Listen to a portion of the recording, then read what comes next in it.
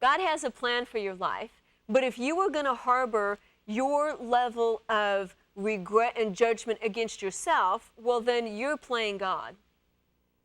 And what's God going to do? I mean, how can God be God if you're too busy being God in your own life?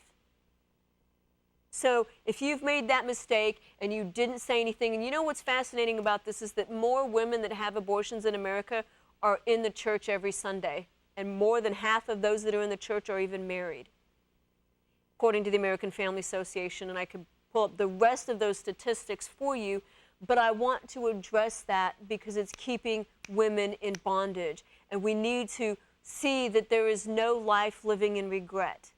And when you recognize and just ask the Father to remove that regret off of you and forgive yourself for holding on to that regret, and when you go to Abba Father, say, forgive me for this, you know what? He will. And I'm saying that because I made many mistakes in my life, and I lived with much regret because I was a hustler. I was on my own since 15, and I learned how to do all the wrong things all the wrong ways.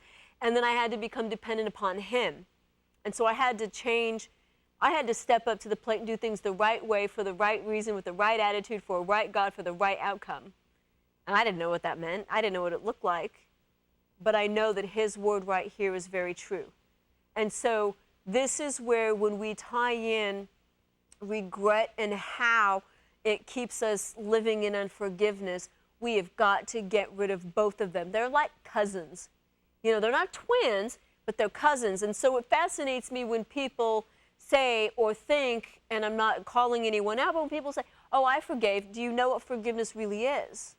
Because how can we do something to the level that we should be if we really don't understand what we're doing? You see, the Lord, though, to our benefit,